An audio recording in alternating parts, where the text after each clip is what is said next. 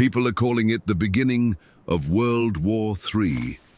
China versus the United States. A rising superpower challenging a global empire. Trade wars, artificial intelligence, Taiwan, economic warfare, military expansion.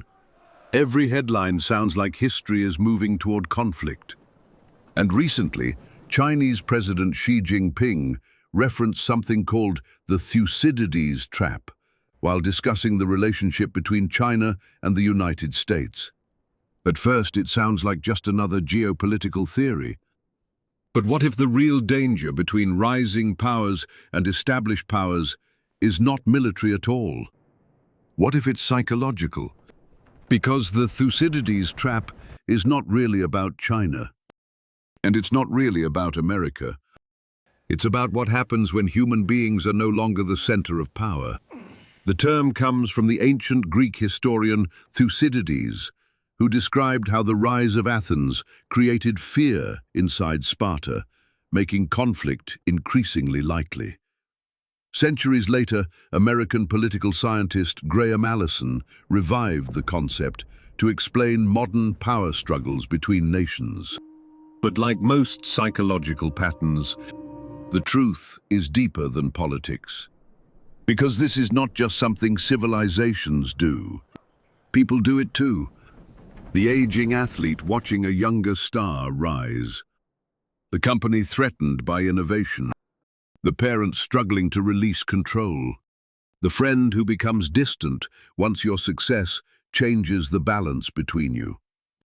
The emotional reaction is often the same: comparison.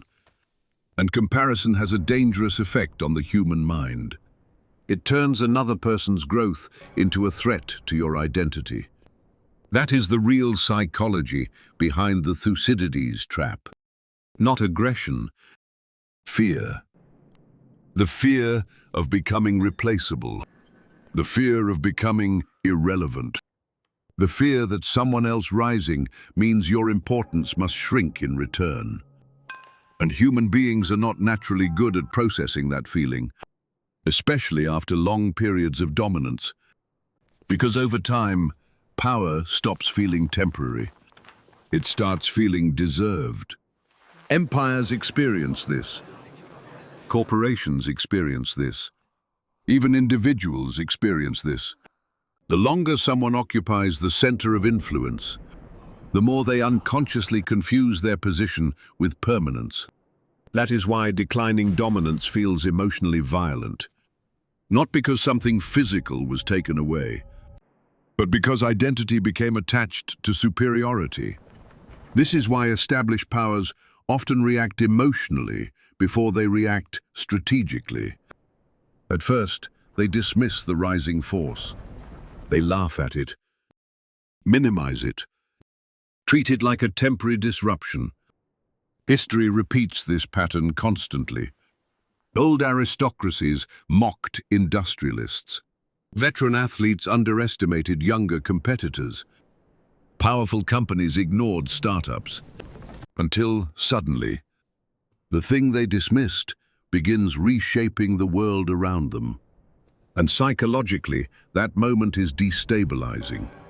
Because now they must confront a terrifying realization. The future may continue without them at the center. That is the emotional core of the Thucydides trap. Not war itself, but the psychological instability created by shifting status. Modern psychology calls this status threat. The anxiety people experience when their importance or dominance feels challenged. And once fear enters the equation, behavior changes. Cooperation becomes suspicion. Competition becomes emotional. Neutral actions become symbolic. A military exercise becomes intimidation. An economic policy becomes humiliation. A diplomatic meeting becomes psychological theater. Because beneath geopolitics sits something ancient: ego. And ego struggles when it is no longer alone. But not every rising power creates conflict.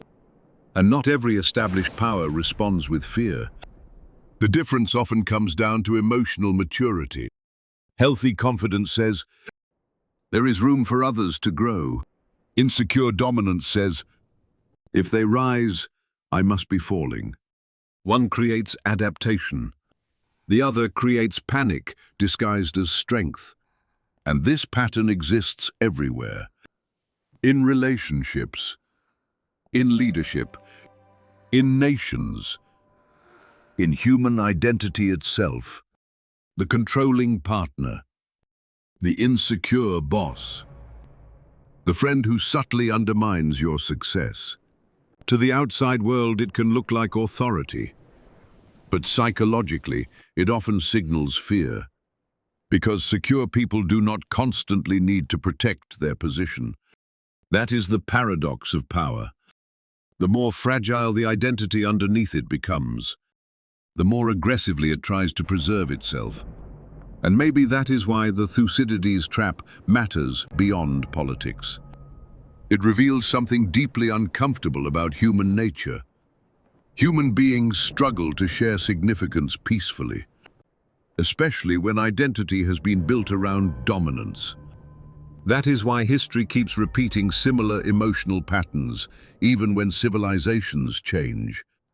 Athens and Sparta, Britain and Germany, the United States and China, different flags, same psychology. But history is not destiny. And maybe that is the most important realization of all. Because another person rising does not erase your value. Another nation growing does not automatically mean your civilization is dying. Another generation emerging does not mean your story is ending, unless fear convinces you otherwise. And perhaps the real test of humanity is not whether rising powers exist. They always will. The real test is whether human beings can emotionally evolve faster than their need to dominate. Because true confidence, whether in a person or a civilization, does not panic when others grow stronger. It adapts. And maybe the deepest lesson behind the Thucydides trap is this. The greatest danger between powerful nations has never been strength itself. It has always been insecurity hiding inside power.